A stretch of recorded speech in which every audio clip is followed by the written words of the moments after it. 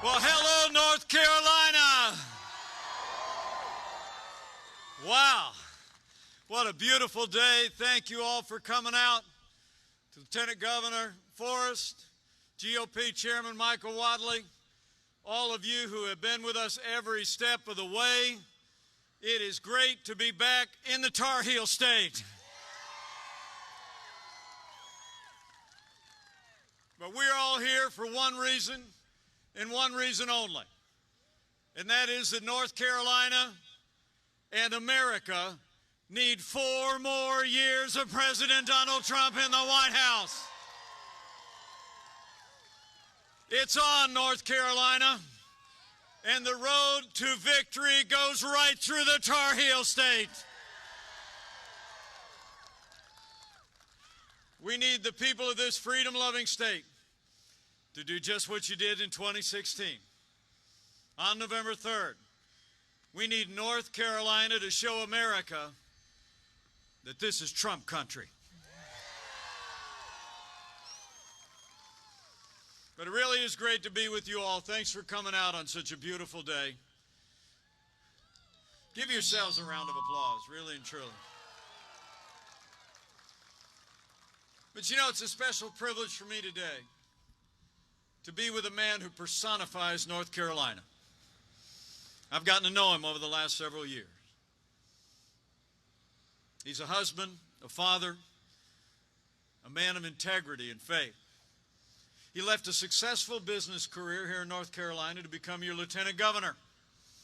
He's been a champion for North Carolina's jobs, for school choice, and for the values that make this state great. So for our families, for the future of North Carolina, and for opening up North Carolina again, we need you to vote to make Dan Forrest the next governor of North Carolina.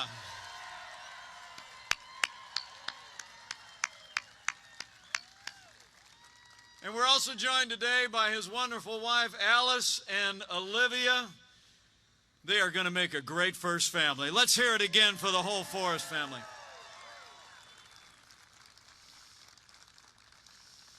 You know, 4 years ago, you believed we could be strong again. Here in North Carolina, you believed we could be prosperous again. You said yes to President Donald Trump in 2016. And looking out at this glorious crowd, I just know North Carolina is going to say yes to 4 more years of President Donald Trump in 2020. And it's because of what we've done. It's because of all what we've accomplished over the last 4 years. I mean, think about it. 4 years ago, we inherited a military hollowed out by devastating budget cuts, an economy that was struggling to break out of the slowest recovery since the Great Depression. Terrorism was on the rise around the world, and we witnessed a steady assault on our most cherished values. But in 3 short years, we rebuilt our military. We revived our economy. We secured our border, supported law enforcement, stood for life and liberty and the Constitution of the United States.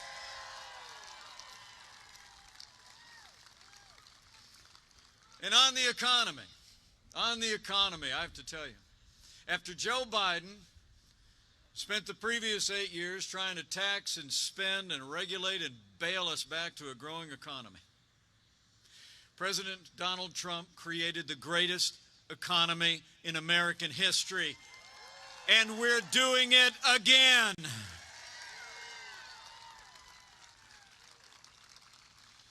I mean, I don't know if you saw them, but how about those new GDP numbers that came out this week? Man, the American economy grew by more than 33% in the third quarter. It shattered any previous record by far. The great American comeback is on. And with 4 more years of President Donald Trump in the White House, we're going to bring this economy back bigger and better than ever before.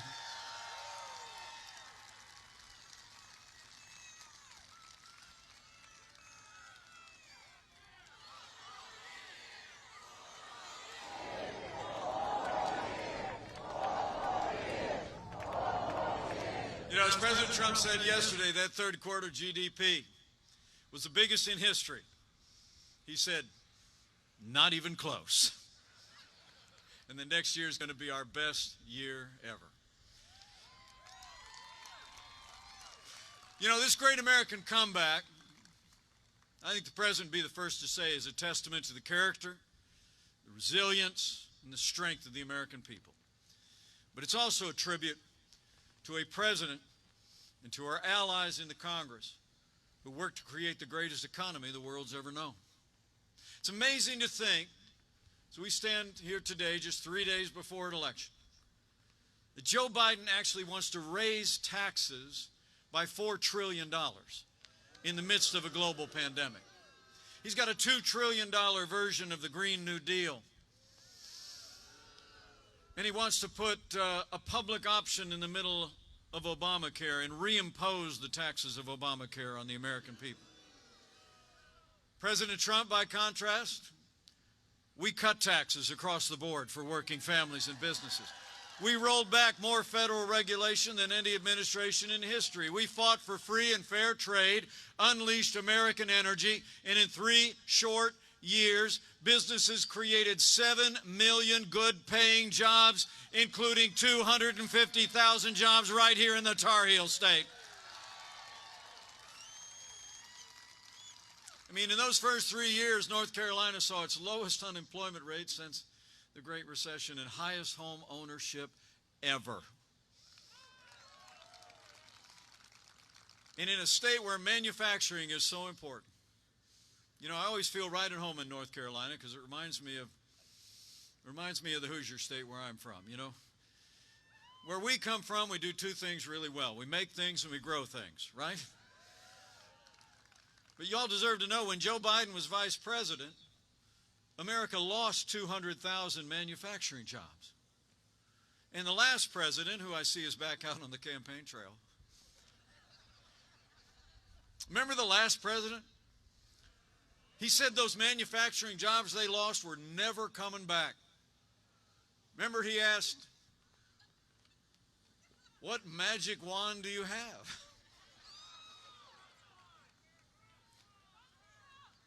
Well, we didn't need a magic wand. We just needed President Donald Trump in the White House. 500,000 manufacturing jobs created in just 3 years, including 13,000 right here in North Carolina. Manufacturing is back. I'm telling you. And trade is so important to what we make and what we grow. But you all also deserve to know that when we took office, half of our international trade deficit was with one country, Communist China. And Joe Biden has been a cheerleader for Communist China all along the way. President Trump, he put China on notice. He said the era of economic surrender is over. We imposed tariffs on China, and we're going to keep standing firm until they open their markets to what we make and what we grow and respect the private property rights of Americans.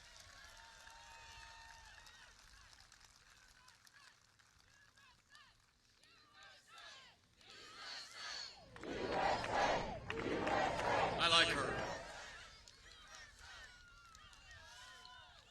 You know, closer to home, though, you all remember NAFTA, right? I mean, out where I come from, we literally saw in the 25 years from when NAFTA was signed into law, we saw thousands of factories shuttered and jobs moved south of the border. I mean, 4 years ago, after we won the election, I went back home to Indiana and heard that a company that had been in Indiana for 75 years was shutting their doors and moving south of the border to Mexico. Now, Democrats like Joe Biden used to like to spend a lot of time complaining about NAFTA, you remember? Saying how bad it was. But they never lifted a finger to do anything about it. But when the man who wrote The Art of the Deal got to the Oval Office, North Carolina and America got a way better deal. NAFTA is gone, and the USMCA is a huge win for North Carolina and America. I mean, there's estimates that we're going to sell another $2 billion more in agricultural exports alone to Canada and Mexico. It is a huge win for this great state. And you all deserve to know not just Joe Biden's record of doing nothing, right? But you also deserve to know about something about his running mate. You know, I had a little debate with Kamala Harris in Salt Lake City a couple of weeks back. Thank you. It's quite a night. But I tried to point out then that Kamala Harris was one of only 10 senators to vote against the USMCA. I mean, here's a trade deal that puts our manufacturers first, that puts our agriculture first. It's a huge win for North Carolina. Kamala Harris voted against it because she said it didn't go far enough on climate change. I mean, Kamala Harris put her radical environmental agenda ahead of North Carolina jobs and North Carolina farmers. But I promise you, President Donald Trump and I will always put North Carolina workers and North Carolina farmers first.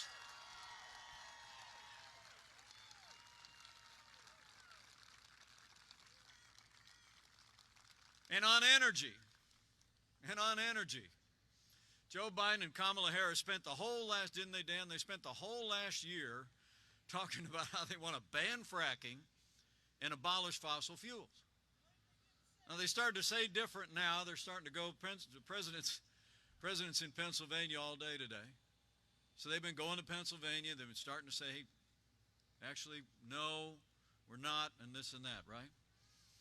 I mean, and then in the presidential debate last week, how well did President Trump do in that presidential debate, everybody? Was that great? How good was that? But in the presidential debate, you know, if you watched it all the way to the very end, they get to talking about energy, and Joe Biden says, we need to transition from the oil industry. And the president said, that's a big statement. And the truth is, they've been talking about abolishing fossil fuels, advancing their radical Green New Deal agenda, banning fracking. Whatever they're saying now, I promise you that's what they're planning on doing. President Donald Trump, he's been a champion for American energy from day one, and we are now a net exporter of energy for the first time in 70 years.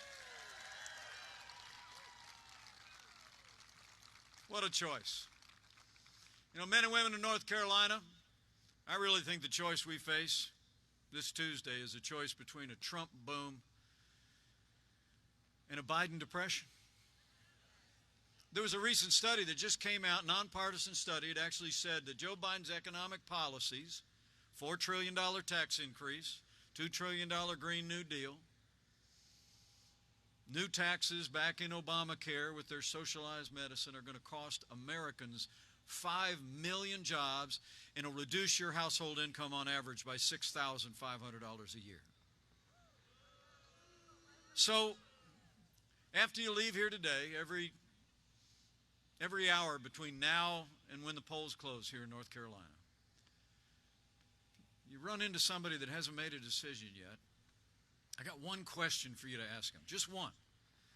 I mean, say I was out at the airport the other day, I ran into Mike.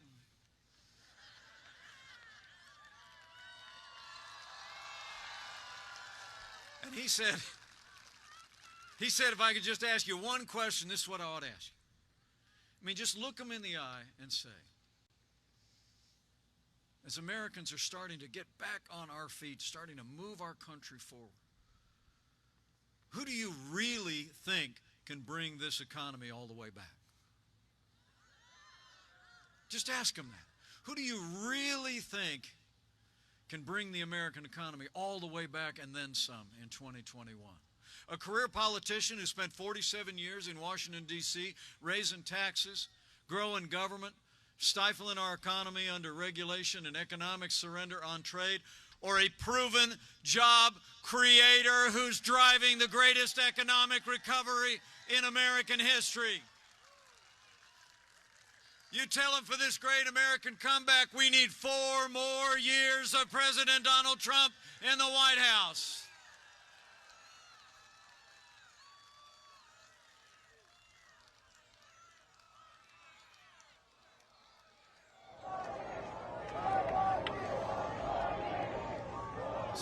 prosperity. Really, I think our economic recovery is on the ballot. I really do.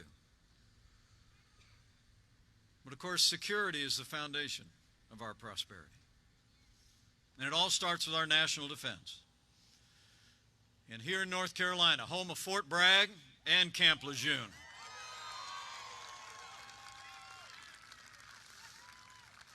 I don't think I need to tell all the patriotic people gathered here today that under the last administration, you saw budget cuts that impacted our readiness. It's true.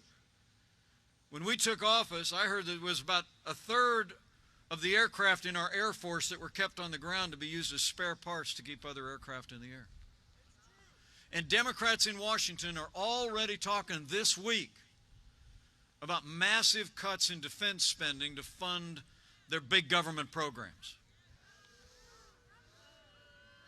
Well, I'm proud to report to you, not just as your vice president, but as the proud father of a United States Marine,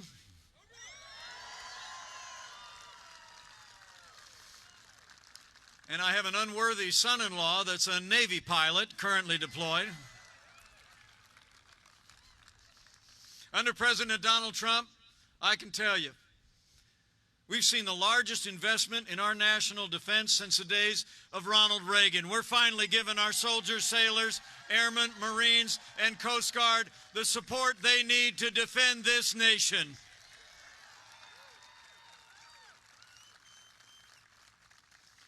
And with that renewed American strength, we've stood with our allies and stood up to our enemies. Speaking of our allies, you know, 4 presidents in a row made a promise to our most cherished ally. But it was President Donald Trump who kept his word and moved the American embassy to Jerusalem, the capital of the state of Israel. And for the first time in 25 years, 3 Arab nations have recognized Israel's right to exist. We stood with our allies, with American strength. And last year, our armed forces captured the last inch of territory under the black flag of the ISIS caliphate. They took out their leader without one American casualty. And the Iranian general responsible for the death of hundreds of our service members, Qasem Soleimani, is gone.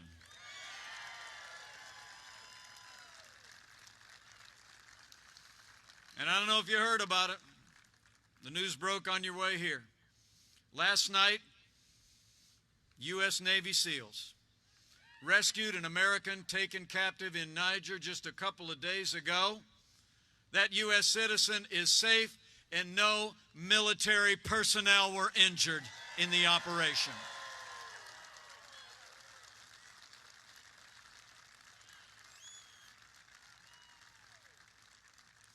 The armed forces of the United States of America are the greatest force for good in the history of the world.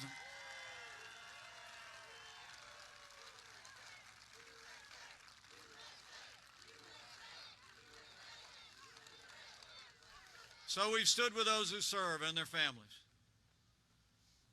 We've also stood strong from day one with all of you who've worn the uniform of the United States. In fact, in this great crowd, I expect there's an awful lot of men and women that have served in our armed forces. If you want to just raise your hand in the air, would you just give us an opportunity to say thank you for your service one more time? Thank you for your service, son. Thank you for your service. Thank you for our freedom. Thank you, man.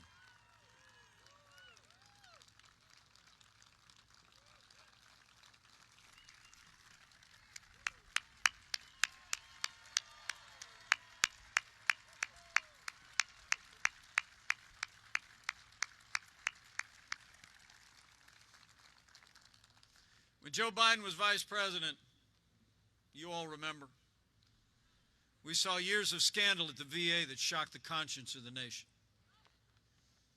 We literally had veterans that were dying waiting to receive the care at VA hospitals that they'd earned in the uniform of the United States. But under President Donald Trump, those days are over. We signed the most sweeping reform of the VA in 50 years. We fired 3,000 VA employees that weren't giving our veterans the care that they earned. And Veterans Choice is now available for every veteran in America.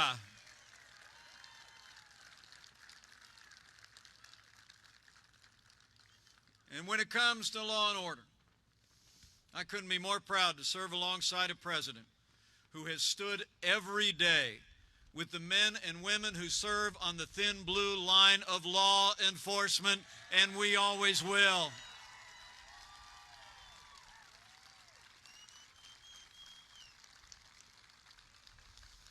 You know, when I was growing up in a small town in Indiana, we used to drive up Chicago, where my parents were from, over the holidays. We'd go to my grandparents' home. Me and my three brothers would stand in the living room when my uncle had come out dressed for work, wearing the uniform of the Chicago Police Department. That blue uniform, the badge, sidearm. Me and my three brothers would just look up in awe. You know, all of my heroes wear uniforms.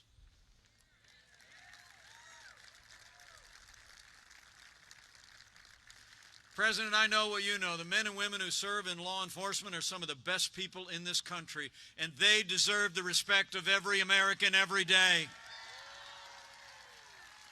Let's hear it for our law enforcement that are with us here today. Will you just show them how much we appreciate all they do to protect and serve our families?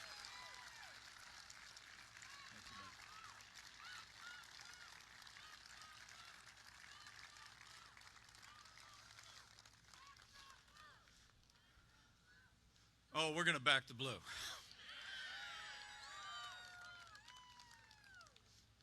You know, Joe Biden and his running mate say often that America is systemically racist. And they explain it in part by saying that they believe that law enforcement officers of every background have a, quote, implicit bias against minorities. When Joe Biden was asked if he'd support cutting funding for law enforcement, he said, yes, absolutely. Kamala Harris recently praised the mayor of Los Angeles for cutting $150 million out of the LAPD's budget. But let me make you a promise. People of North Carolina and America, with 4 more years of President Donald Trump in the White House, we're not going to defund the police, not now, not ever. We're going to back the blue, and we're going to back the blue for 4 more years.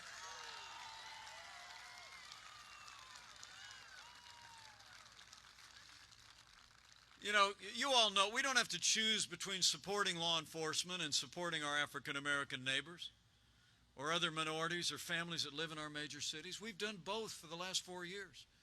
And we'll keep doing both for 4 more years. Under this president, we funded 4,000 new police officers on the street through the COPS program. When violence broke out in our cities this summer, we launched Operation Legend. It's already seen to the arrest of 2,500 violent offenders in cities across America. And at the same time, in those first 3 years, we had the lowest unemployment ever recorded for African Americans. We fought for educational choice for families all across this nation.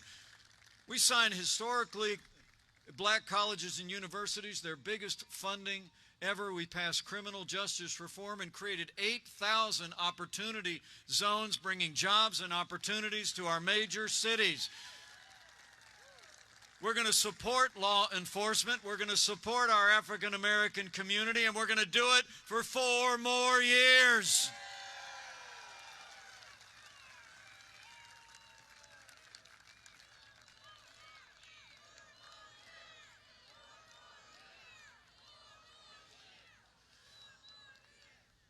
So law and order is really about standing with those who protect and serve.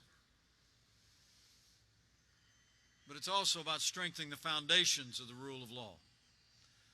And I'm proud to report with the support of the people of North Carolina in 2016. We've already appointed more than 220 conservatives to our federal courts at every level.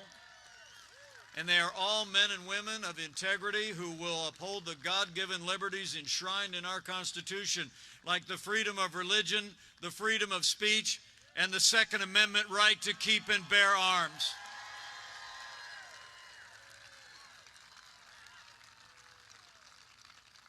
"220 judges and more, counting. And that includes Justice Neil Gorsuch, Justice Brett Kavanaugh, and Justice Amy Coney Barrett."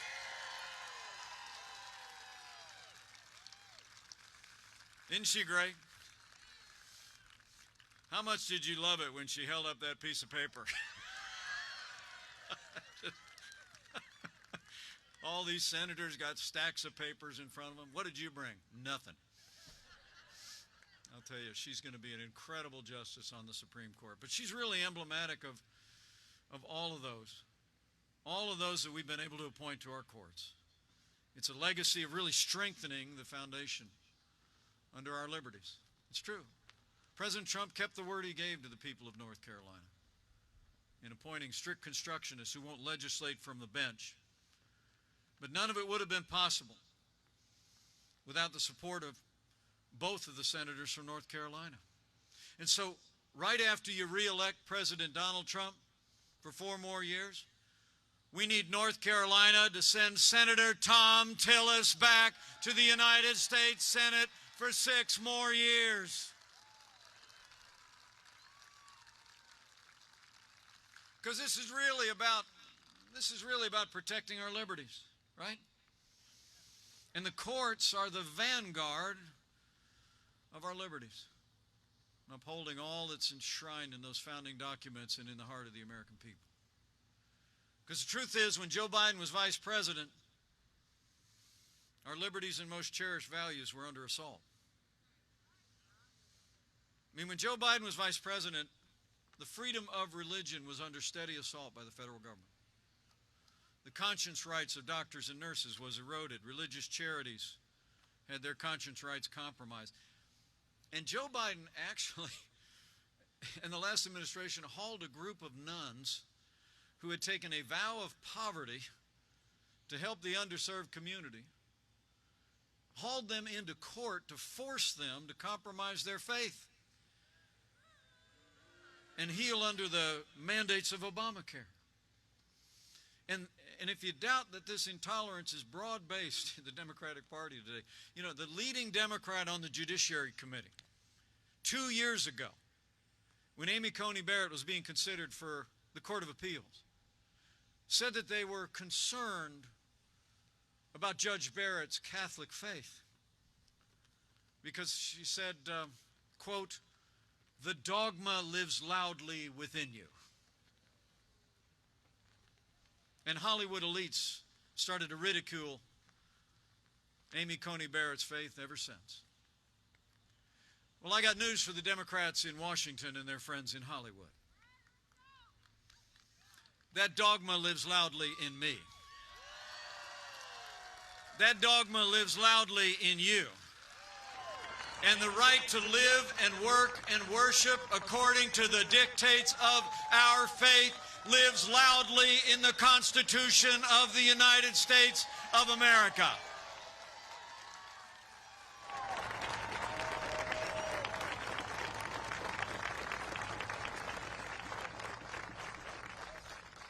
Under President Donald Trump, we've stood strong for the freedom of religion. We repealed the Johnson Amendment, freeing up the pulpits of churches, places of worship across this country. We restored the conscience rights of doctors and nurses and religious charities.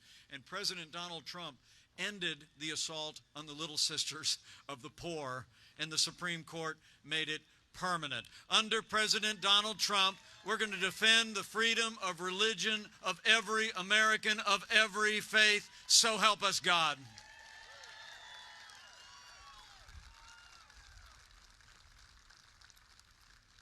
And finally, with regard to values, where Joe Biden and Kamala Harris support taxpayer funding of abortion all the way up to the moment of birth, I couldn't be more proud to serve alongside a president who stands without apology for the sanctity of human life.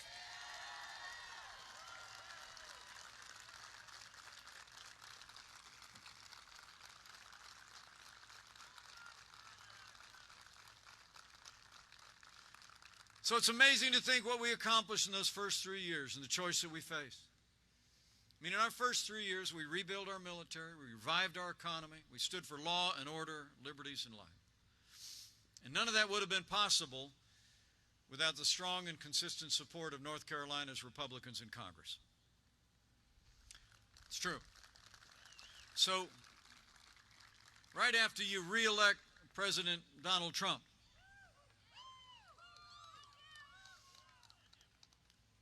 right after you send Dan Forrest to the governor's office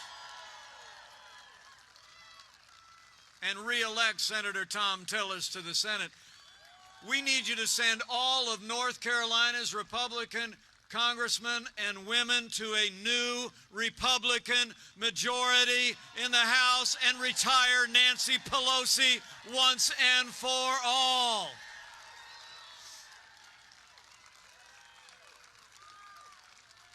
Out.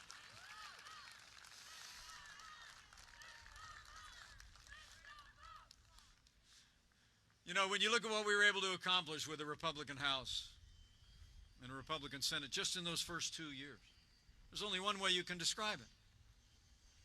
In 3 short years, with your support, we made America great again.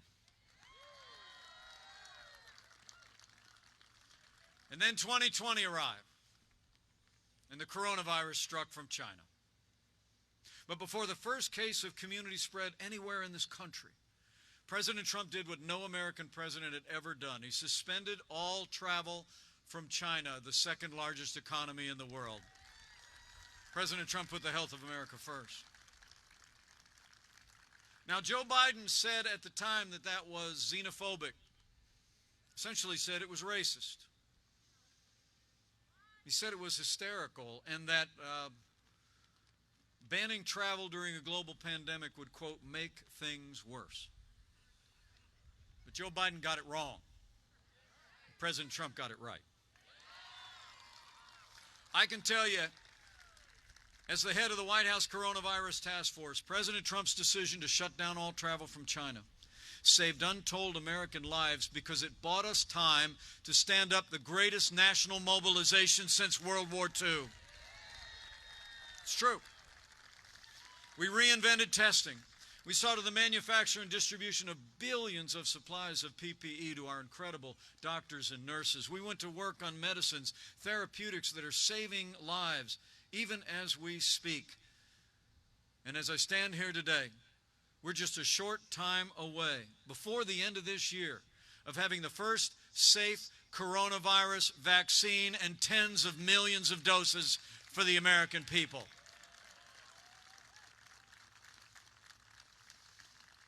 And as we continue to contend with this pandemic, we see cases rising in communities around the country. I want to promise each and every one of you, we're going to continue to move heaven and earth to make sure that our doctors and nurses have all the supplies and resources they need to give any member of your family the level of care that we'd want a member of our family to have.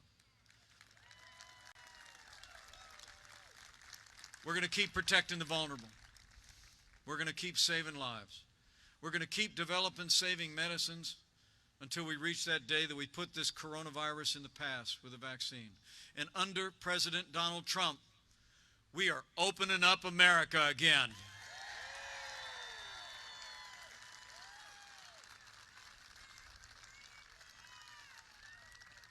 It's amazing to think, after losing 22 million jobs at the height of this global pandemic, in the last 5 months alone, on the foundation that we poured in those first 3 years, on the unprecedented relief efforts the President secured for families and businesses from the Congress of the United States, we've already seen 11.5 million Americans go back to work, including 320,000 people right here in the Tar Heel State. We're opening up America. And the North Carolina economy is rolling back. But to open up America again, we need 4 more years of President Donald Trump in the White House. And to open up North Carolina, we need Dan Forest in the governor's mansion.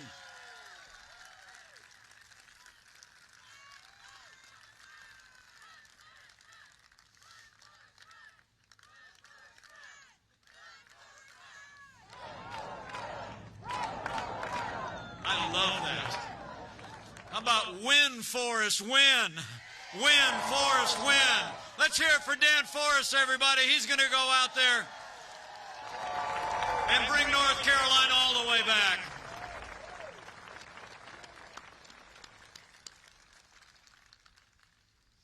The truth is, for all the progress we've made in the last 5 months, Joe Biden's talking about shutting down our economy again. He is. A couple days ago, we actually heard that several European countries are starting lockdowns. So you can bet that Joe Biden will lock down the American economy if he gets into the White House. Your schools are going to be closed again. Your churches will be closed again. Your small businesses all be shuttered on Main Street again. You know, right at the moment, the American economy is coming back, getting back on our feet. Right at the moment that we're making extraordinary progress with life-saving medicines and on the verge of a new vaccine, Joe Biden back in August told a reporter that he would, quote, shut it down. Joe Biden says we're in for a long, dark winter. Under President Donald Trump, we're going to distribute the vaccine. We're going to defeat the virus. We're going to open up America, and the best is yet to come.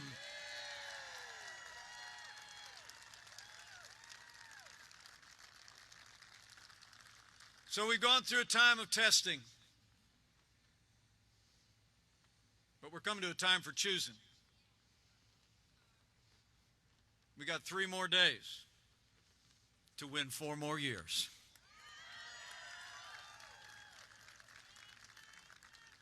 And I think you know the choice in this election has never been clearer.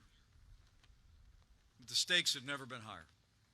I mean, when you look at their agenda, higher taxes, open borders, socialized medicine, abortion on demand, a Green New Deal, defunding the police, it's clear. Joe Biden would be nothing more than a Trojan horse for the radical left. I mean, I saw in the newspapers that Elizabeth Warren and Bernie Sanders are already angling for cabinet positions. Now, Joe Biden says that democracy is on the ballot. Well, I think our economic recovery is on the ballot. I think law and order are on the ballot. But I also think there's things far more foundational to our country that are on the ballot. You know, in this election, I think it's not going to be whether America ends up more Republican or more Democrat, more liberal or more conservative, more red or more blue. I think the choice in this election is whether America remains America.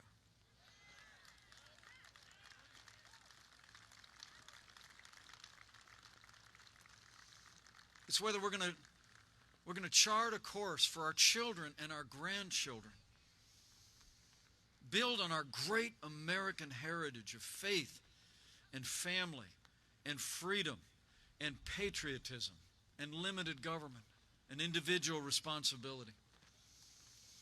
Or whether we're going to let Joe Biden and the Democratic Party surrender to the radical left, shut down our economy, topple our heritage of freedom and traditional values, and send America on an inevitable path to socialism and decline. So, men and women of North Carolina, let me say from my heart, for everything that's always made this country exceptional and great, for the freedom that heroes through the generation have fought to defend, we need to decide right here and right now that Joe Biden will never be president of the United States. We're going to re-elect President Donald Trump for 4 more years.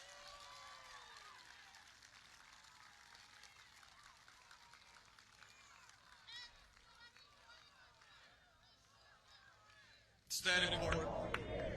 It's that real, North Carolina. But I appreciate you all coming out today. I want to thank you for the honor of coming and hearing me out.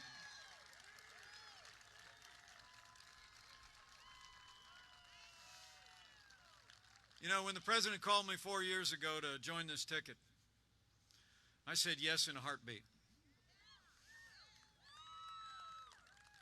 Because I knew he had the vision and he had the leadership qualities to bring America all the way back. Now, some people think we're a little bit different.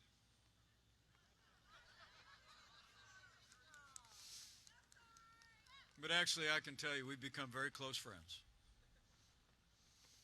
We speak every day when we're traveling, just like we did this morning. And we spend hours a day together when we're both at the White House. And I want to tell all of you here in North Carolina, firsthand, I've been there when the cameras are off, when the bright lights are off, when nobody's looking. And I can assure you, against overwhelming resistance and obstruction by the Democrats in Washington, against the most unfair and unrelenting attacks by the national media that I've ever seen in my lifetime, there has never been a day gone by that my friend, your president, has not gotten up, turned his face like flint against the wind, and fought to keep the promises that he made to the people of North Carolina. Now it's our turn to fight for him. It's on, North Carolina. We need you to bring it.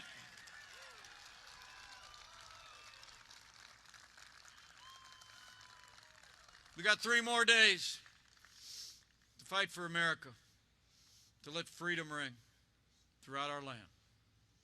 And it's going to take all of us.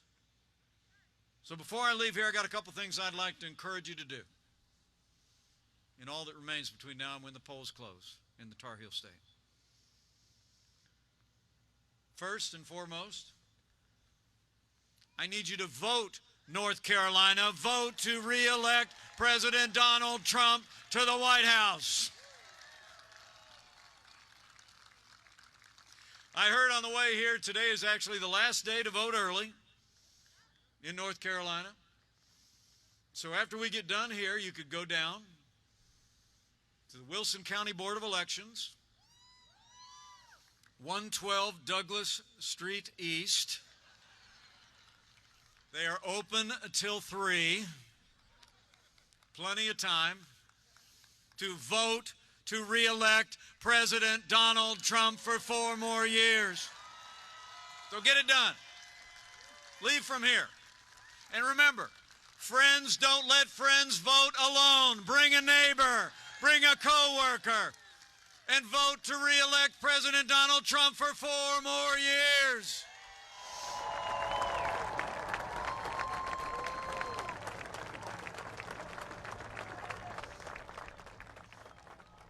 You know, those who get the most votes win, right, Dan? So we need you to vote. Secondly, after you vote with a friend, I encourage you to do 2 more things. First of them is just go tell somebody. Tell somebody why you came out on this beautiful Saturday to hear this president's vice president. Tell them why you feel so passionately about what we've done as a country. All that we accomplished in those first 3 years in this president's steady leadership in the most challenging year of my lifetime. Tell them about the choice that we face and what we owe to our children and our grandchildren to preserve. And I don't know if you all saw, we were on 60 Minutes the other night, the president and I were. Yeah, right.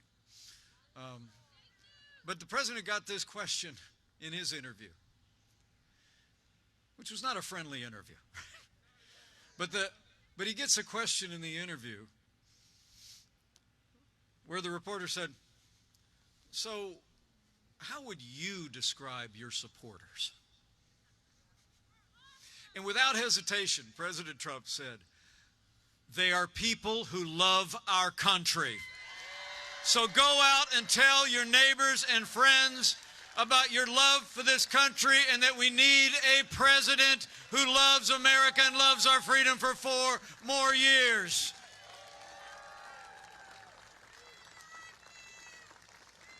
And finally, in these challenging times, I'd encourage you to have faith. Have faith in America and in the boundless capacity of the American people to overcome any challenge. And also have that other kind of faith. If you're inclined, as we are at the Pence house, to bow the head and bend the knee from time to time, I'd encourage you to do that too. 3 days to Election Day, it's a good time to pray for America. Pray for our families that have suffered loss this year. Pray for all the doctors and nurses caring for those struggling to this day. Pray for all those who haven't gotten back to work yet or back to school yet. Pray for our military at home and abroad and all those who protect and serve. And pray for every freedom-loving American that we will do in our time all that we can to preserve our freedom for ourselves and our posterity. And when you pray, pray with confidence in those ancient words that Americans have clung to in much more challenging times, that if His people who are called by His name will humble themselves and pray and turn, that He'll do like He's always done in the long and storied history of this nation. He'll hear from heaven, and He'll heal this land. This one nation under God, indivisible, with liberty and justice for all. So pray for America. Pray for all the American people. It'll make a difference.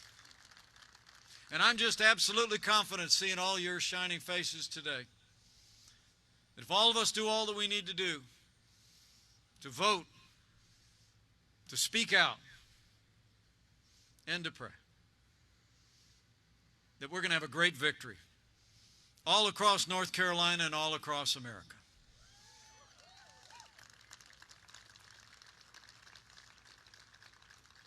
And with Senator Thom Tillis in a renewed Republican majority in the United States Senate, with North Carolina's Republican delegation in a new Republican majority in the House of Representatives, with Dan Forest in the governor's office, with President Trump in the White House, and with God's help, we will make North Carolina and America more prosperous and secure than ever before. We'll make North Carolina and America more united than ever before. And we will make America great again. Again. Thank you all very much. God bless you. God bless America. Now let's go get it done, North Carolina.